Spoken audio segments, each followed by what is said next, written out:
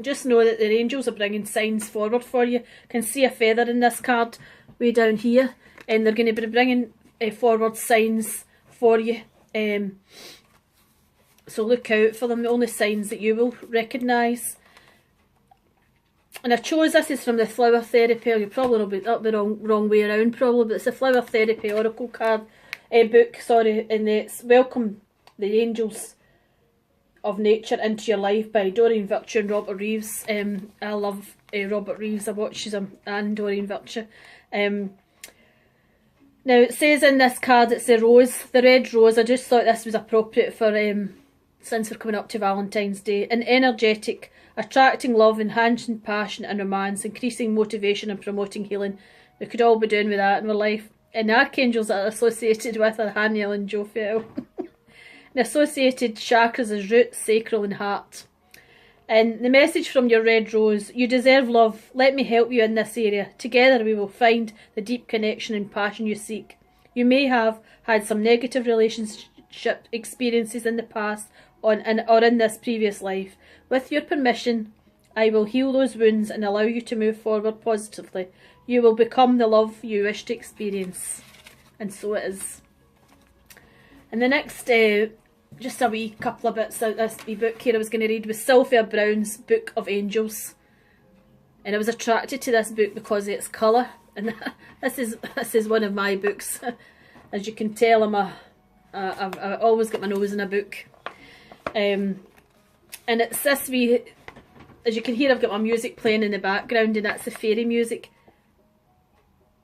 I'm sure it is. It's either fairy or Reiki music. Please forgive me if I've got that wrong. And it's called God's Heavenly Choir, and it's from page 98.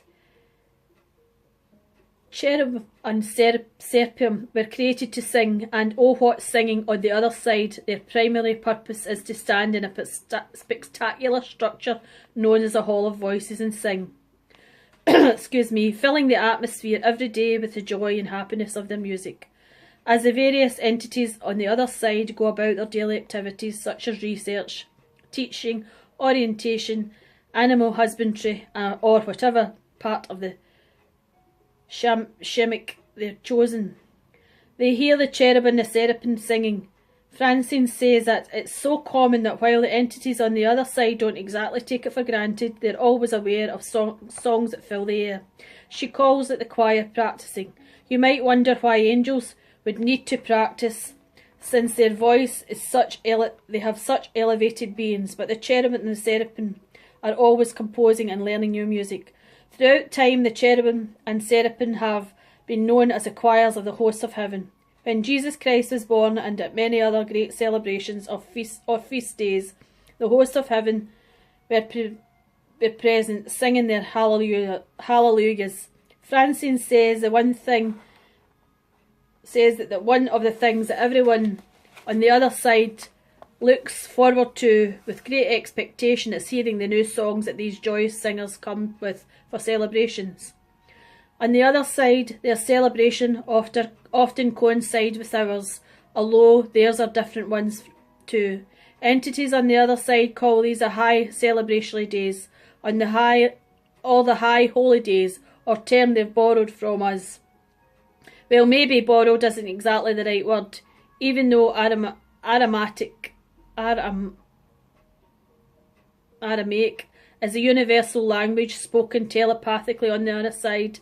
Entities have incarnated into lives here on earth and then returned home again. The language has become somewhat polluted with the adoption of some of our slang words.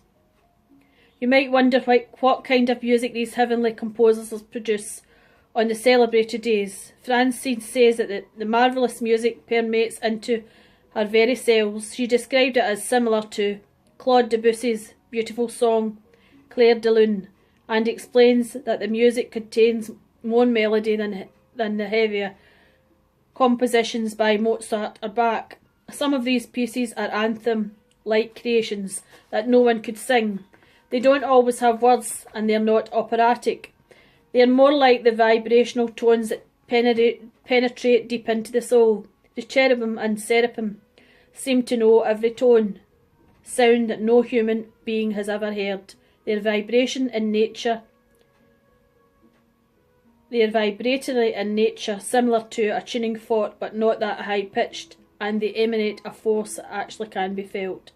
After the particular trance session in which Francine described the music of the cherub and seraphim, I came out of a trance to find Mary Simmons, one of my precious ministers, crying. I became immediately concerned and asked, Mary, did Francine say something to upset you?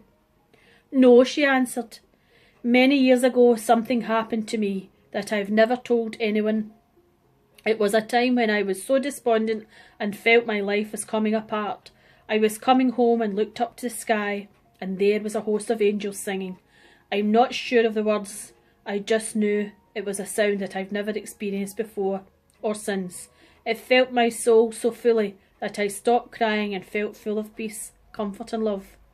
Mary, I can tell you, is never given to fantasy, but there was instant validation. By the way, it bears mention that I'm never aware of what goes on when I'm in trance. I had to listen to the tape of the trance session so that I could hear and understand the full information that Francine had given. As a deep trance medium, a state that can be truly disconcerting at times, I often feel when I go into trance that everyone else gets to receive the knowledge or have fun, while I just have to go away. I'll just leave that with you. It's a lovely book. I've not read this for a while. I'd just like to say I hope you have a fantastic week, and I hope you experience lots of love, even if it is before the 14th. Although Valentine's Day is officially the 14th of February.